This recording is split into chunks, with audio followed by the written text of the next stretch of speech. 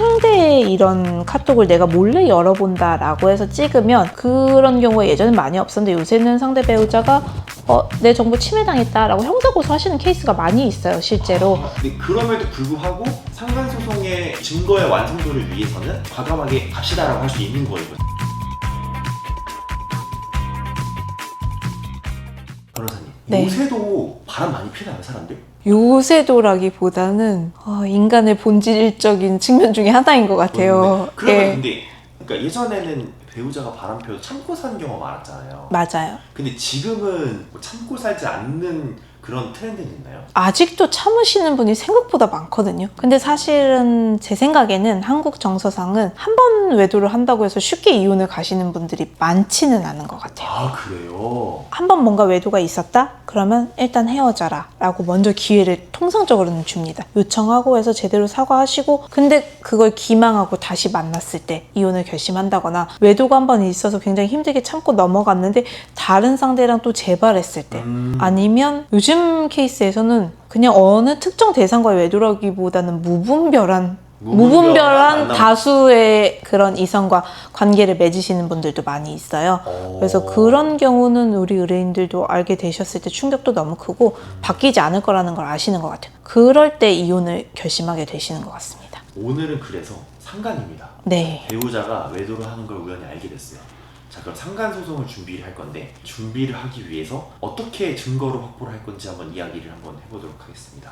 일단 가장 많은 증거가 외도를 알게 되는 경우가 보통 카톡일 것 같아요, 제가 생각을 했을 때는. 네, 카톡으로 제일 많이 알게 되시는 것 같습니다. 카톡이나 뭐 문자나 아니면 전화.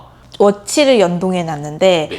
핸드폰은 이걸 잘 설정해 놓으셔서 배우자가 모르는데 워치에 뜨는 거예요. 그래서 그걸 찍어 오시는 경우도 생각보다 많이 있고, 아니면 블랙박스, 우연하게 보게 된 블랙박스에서 뭐 음성 통화를 듣게 된다거나 이런 경우도 많이 알게 되시고, 그리고 뭐 부부 같은 경우에는 뭐 이메일이나 카드 결제 같은 거 서로 연동해서 보시는 분들이 있으세요. 그러면 특이한 결제 내역을 보고 알게 되시는 경우도 있고, 자녀가 있는 경우는 만약에 아빠의 동선이 아들의 아이패드에 뭐 연동이 돼 있다. 그래서 구글 타임라인을 보고 이상한 곳에 가신 걸 아들이 게임하다가 이렇게 보여줘서 알게 되는 경우도 있고, 하여간 다양합니다. 오히려 카카오톡이 고전이네요. 카카오톡이 고전적이죠. 어떤 분은 쿠팡 이츠로 상대방 집에 가서 시켜 먹은 내용만을 가지고 외도를 추측하신 분도 계세요. 왜냐면 주소가 찍혀있잖아요. 그리고 또 시킨 인원도 딱 보면은 두 명이 먹은 뭔가 양이 또 약간 애매한 것 맞습니다. 여자가 좋아하는 음식이 맞습니다. 마라탕이나. 네, 다양한 경우가 있습니다. 요새는 진짜 오히려 외도가 걸리기 쉬운 환경이네요. 또 치밀하게 준비하시는 분들은 카톡이나 이런 거 안 쓰시고 무조건 텔레그램 통해서 대화한다든가, 두 분만의 밴드를 만들어서 거기를 통해서 대화를 하신다던가. 텔레그램이나 밴드는 사실 작정하고 외도한 거네요. 그쵸. 숨겨야 되는 걸 알고 계신 분들이 있고, 뭐 이름을 뭐 누구 남자분처럼 바꿔놓는 경우는 너무 그냥 고전적인 경우이고요.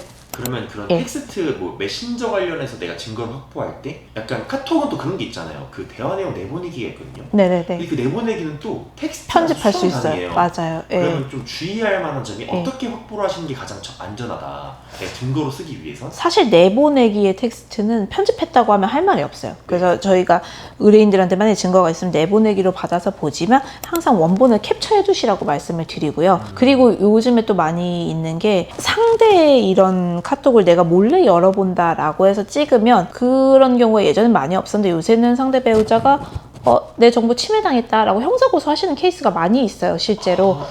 네, 그러면 그거는 형사로 벌금 처분이 나오거든요. 몰래 보는 게 안 되는군요. 안 돼요, 배우자라고 하더라도. 근데 그랬을 때 기소유예 받거나 빠져나갈 수 있는 항변은, 워치에 저는 떠서 그냥 찍었을 뿐입니다. 제가 일부러 비밀 침해하려고 열거나 뭐 잠금장치 푼 건 아니에요 라고 하면 한두 번은 갈 수 있는데, 계속 그런 걸 지속적으로 이렇게 저희가 이렇게 화면을 풀어서 하면 손가락 대고 이렇게 찍잖아요.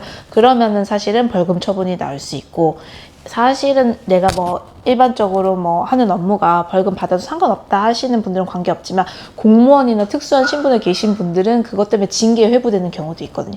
그러면 징계 사건까지도 뭐 저희가 이렇게 도와드리거나 하는 케이스가 종종 있습니다. 공무원이거나 뭐 군인이거나 네. 공공기관에서 일을 하시는 분들은 네, 형사처벌을 받으면 사내 징계를 받으니까요. 맞아요. 아 근데 좀 억울하긴 하네요. 억울하긴 하죠. 피해자이고. 사람은 예, 맞습니다. 결국은 내가 형사처벌 받는다는 게 빨간 줄도 가는 거예요. 이게 벌금 나온다고 하더라도 그거는 빨간 줄 가는 거는 맞아요. 과태료가 아니기 때문에. 내가 신원조회를 했을 때 어찌됐건 내 형사처벌 이력이 남는 거잖아요. 네, 맞습니다. 억울하긴 하지만 근데 이제 근데 그럼에도 불구하고 상간소송의 약간 그런 증거의 완성도를 위해서는 약간 과감하게 갑시다라고 할 수 있는 거인 거죠. 그렇게 저희가 고지해드려도 선택하시는 분들이 굉장히 많이 있으세요. 이거는 네. 의뢰인분의 선택에 따라서 네, 달라진다. 맞습니다. 그리고 저희가 그런 불법적인 요소가 있는 증거를 쓸 때는 처음부터 저 같은 경우는 그런 증거를 막 찍어서 다른 증거가 없지 않다면 쓰지는 않고 뭔가 저희가 적법한 절차를 통해서 확보하는 외관을 뭔가 거칠 수 있는 것들은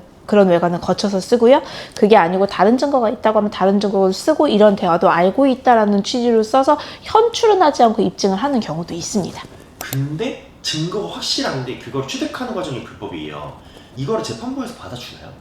증거 능력, 불법적으로 취득한 증거 능력에 대해서는 굉장히 많은 판례가 있는데 사실은 상간이나 가사소송에서는 형사소송처럼 증거 능력을 엄격하게 보지는 않아요. 그래서 저희가 증거 능력 때문에 불법 녹음이어서 뭐 증거 배제됐다 이런 거는 대부분 형사사건의 케이스가 많고요. 그 재작년인가 한번 가정법원에서 최근 트렌드 판례가 나온 적이 있는데 A, B가 대화하는 거를 A나 B가 녹음을 하면 대화 당사자가 녹음하면 적법이잖아요. 근데 남편하고 상간녀가 통화하는 걸 만약에 와이프가 녹음을 하면 그건 불법이거든요. 대화 당사자가 아니니까 제3자의 대화를 녹음한 거여서. 근데 그 케이스에서 상대가 통신비밀보호법 위반으로 바람 피운 남편이 고소를 했는데 판사님이 와이프한테 무죄를 준 케이스가 있었어요. 왜 주셨냐면 이분이 와이프가 불법 녹음기를 넣어서 그 대화를 청취한 게 아니고 본인은 남편분하고 전화를 하고 있었어요. 그리고 끄는 줄 알고 남편분은 대화를 계속했는데 거기 상간녀가 같이 있었던 거를 와이프가 우연히 듣고 그때부터 녹음을 누른 거예요. 그러니까 그 상황을 보고 판사님이 이분이 불법 녹음기를 넣은 것도 아니고 이와 같은 특수한 상황에서는 배우자라면 누구나 확인을 하였을 것이다. 그래서 이런 적법 행위에 대한 기대 가능성이 없다라고 해서 무죄를 주신 명판결이 있습니다.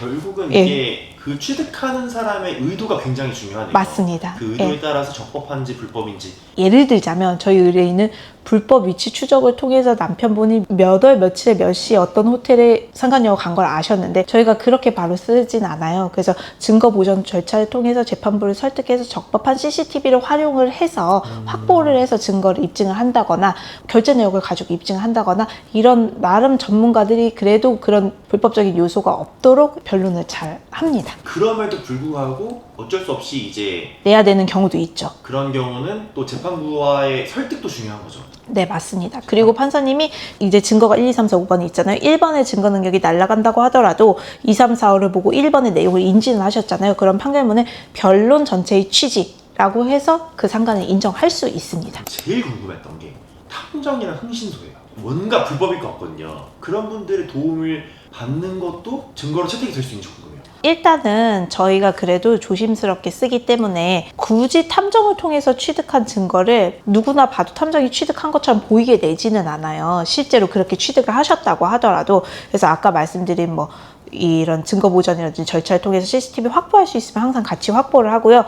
부득이하게 탐정이 낸 증거를 내는 케이스도 있는데 탐정이 증거를 채취했다고 해서 그 증거가 무조건 불법은 아니거든요. 뭐 장기간을 예를 들어 스토킹을 했다든가 아니면 불법 위치 추적기를 달았다든가 탐정이 증거 수집을 할 때 위법 행위가 있어야 그게 이제 불법이거든요. 그래서 공개된 장소에서 탐정이 증거 사진을 찍는다든가 이런 거 자체는 불법은 아닙니다. 그분의 행위 중에 불법 위치 추적기를 달았다든가 아니면 문서를 타인 명의 문서를 불법으로 개봉을 했다든가 이런 불법적인 요소가 있어야 불법입니다. 예전에 사랑과 전쟁 같은 거 보면 배우자가 외도를 했을 때 막 미행해가지고 따라가서 뭐 모텔에 찾아가가지고 방문 팍 열고 막 들어가서 현행범 체포하고 막 이러잖아요. 그거 다 불법 아니에요? 간통죄 살아있을 때 현장을 잡아야 돼서 다 그렇게 하셨었거든요. 근데 의뢰인이 만약에 우리 남편이 상간녀 또는 상간남과 함께 어디로 간다라고 해서 본인이 직접 그걸 추적하는 것 자체는 불법은 아닙니다. 거기에 뭐 녹음기, 불법 녹음기를 단다든가 불법 위치 추적기를 달았다. 그러면 그 행위가 처벌받을 수 있는 거예요. 만약에 남편이랑 상간녀가 숙박업소에 단둘이 들어간 것만 것만으로도 상관이 인정돼요. 아 그렇군요. 네, 간통이 아니어서 상관이 인정되고 문자나 카톡으로 서로 애정 표현하는 메시지만으로도 상관이 인정되고 꼭 예전 간통죄가 살아있을 때처럼 현장을 잡아야 되는 게 아니어서 굉장히 폭넓게 입증을 할 수 있습니다.